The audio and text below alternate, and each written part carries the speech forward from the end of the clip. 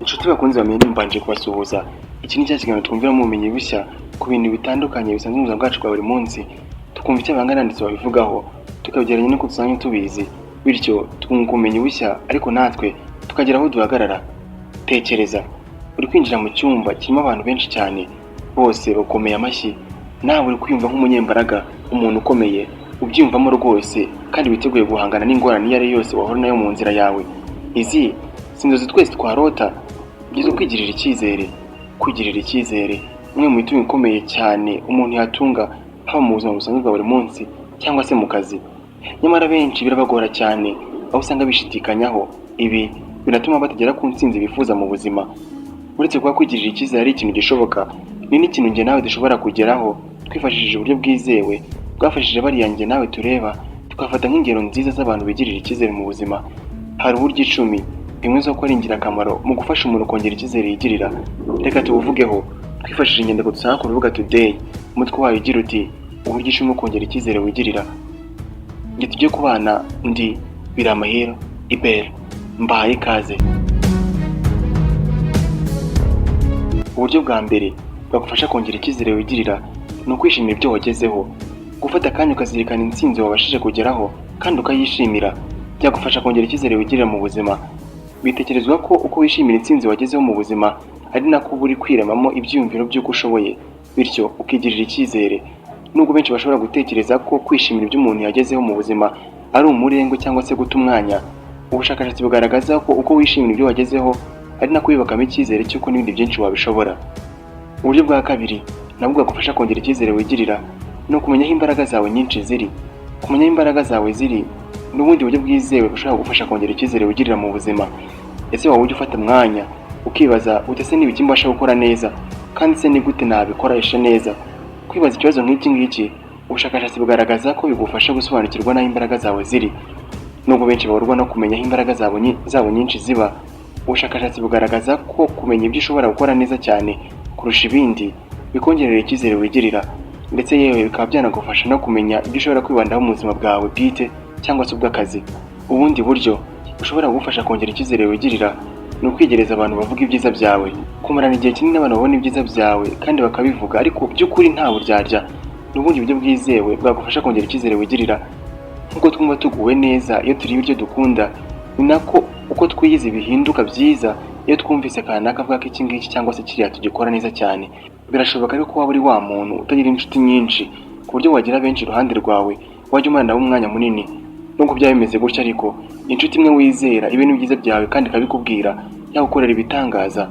Nubwo no kumva bavuga ko hari ibyo udakora neza, bishobora kugufasha kumenya ibyo ukeneye guhindura. Intambwe ya mbere burya no kumenya ibyo ukora neza, kuko aribyo bikongerera icyizere wigirira, bityo bikakurinda kuba wasubizwa inyuma nuko ubwiwe ko biriya ubikora nabi cyangwa utabikora neza cyane. Uburyo bwa kane nabwo bwagufasha kongera icyizere wigirira ni ukwiga ubumenyi bushya. Kwiga ubumenyi bushya n'ubundi buryo nabwo bwagufasha kongera icyizere wigirira. Nubwo kwiga ubumenyi bushya ubwo aribwo bwose atari ibintu byoroha, ibyumviro wigiramo iyo hari ikintu gishya wabashije kwiga ukakimenya neza biba ntagereranywa. Kumva ko ufite imbaraga zo kwiga ikintu gishya kandi ukakimenya neza bikongerera icyizere wigirira. Nyamara ariko ubushakashatsi buvuga ko niba uri mu rugendo rwo kongera icyizere wigirira, aho kugira ngo utangirire kuri 0 wiga ubumenyi bushya, ahubwo ushobora kwibanda kuri bya bindi wigeze kugerageza kwiga kera ariko ntubishobore, noneho ukabiha umwanya uhagije kugeza ubimenye neza. Ubundi buryo nabwo ingenzi mu gufasha kongera icyizere wigirira ni ukwibwira cyangwa kwiyaturaho amagambo meza. Kwibwira cyangwa kwiyaturaho amagambo meza ni uburyo nabwo bwizewe mu kuba bwagufasha kongera icyizere wigirira.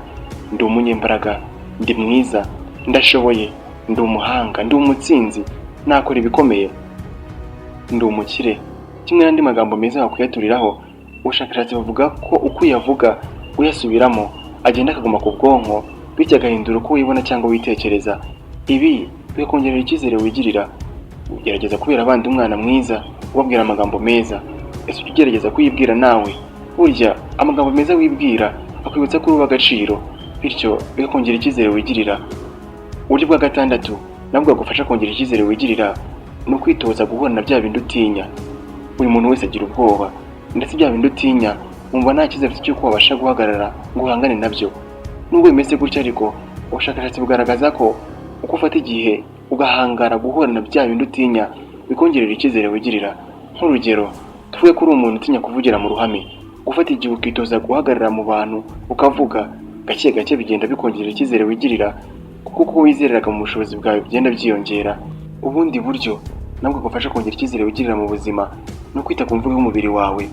Wari wareba umuntu ugahita umenya ko afite ubwoba, isoni, yishimye cyangwa se ababaye. Iyi ni imvugo y'umubiri. Nk'uko hari imvugo y'umubiri igaragaza umuntu ufite isoni, ni nako byoroshye kumenya umuntu ufitiye icyizere gike. Nubwo iki ari kimwe mu bintu abantu benshi batitaho, ubushakashatsi bugaragaza ko guhagarara wemye, ugahuza amaso n'uwo muri kurebana cyangwa kuvugana, kandi ugafungura amaboko ntiwipfumbate, ari zimwe mu mvugo z'umubiri zigaragaza umuntu ufitiye icyizere, ndetse zigatuma byiyumvamo koko.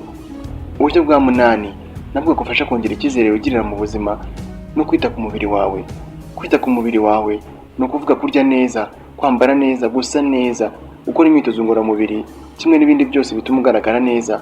N'ubundi buryo nabwo bwizewe bwagufasha kongera icyizere wigirira, nubwo bamwe bashobora gutekereza ko ugaragara ntacyo byahungabanya cyangwa se ngo byongere ku cyizere wigirira. Ubushakashatsi buvuga ko uba witizeye ko urimo uragaragara neza mu bandi, byakugora kuba wakugirira icyizere mu bundi buryo ubwo ari bwo bwose. Ubundi buryo nabwo bwagufasha kongera icyizere wigirira mu buzima ni ukwibabarira igihe wakoze amakosa. Ese ubigenza uti iyo wakoze amakosa? Igihe ubwiwe n'abandi ko burya nubwo wabikoranye imbaraga nyinshi bitagenze nk'uko wari wabisabwe, ukora iki? Aho nuwera ko nawe ukituka, ukipfobya, ukinenga, uti ntacyo ndicyo, ntacyo nshoboye, ubundi nasuga n'iki? Ubushakashatsi buvuga ko amagambo nk'aya nta kindi agufasha uretse gutuma wisuzugura, ndetse ukima amahirwe yo kongera kugerageza.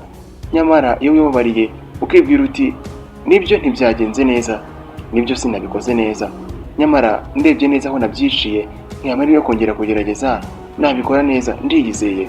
Amagambo nk'aya atuma ugumana icyizere wigirira. Uburyo bwa 10 hari nabwo tugiye gusorezaho, nabwo bugufasha kongera icyizere wigirira no kwiha intego nto ariko zishoboka. Kwiha intego ntoya ariko zishoboka n'ubundi buryo nabwo bw'ingenzi mu kuba bugufasha kongera icyizere wigirira mu buzima. Njye nawe hari abantu benshi tuzi bamaze kuvuga ko hari ibintu batekereza ko batazigera babasha gukora nyuma yo kwiha intego zo kubigeraho kenshi, ariko bikanga. Nyamara wareba neza ugasanga bitaratewe no ko mu by'ukuri ari abanebwe cyangwa se bafite imbaraga nkeya, ahubwo ugereranyije n'ibyashoboka mu gihe bari bihaye, ibyo bitarashobokaga. Ubushakashatsi buvuga ko uko wiha intego nini cyane kenshi bikarangira utazigezeho, bikugabanyiriza icyizere wigirira mu mbaraga zawe n'ubushobozi bwawe, bityo bikaba byarangira uvuga uti reka ibi bintu si ibyanjye, ibi sinabishobora. Nyamara uko wiha intego nto ukazigeraho kenshi, niko n'icyizere wigirira kigenda cyiyongera. Inshuti bakunze bamenye n'ibi twabanye, nimunyemerere dusoreze ahangaha agace k'uyu munsi, tuganire ku buryo wakoresha kugira ngo wongere icyizere wigirira. Ndizera ko hari icyo wungutse cyangwa se byose twaganiriyeho muri iki kiganiro bikaba byahuzwa n'uko nawe ubyumva. Ndabashimiye, nawe utaha mu kandi gace.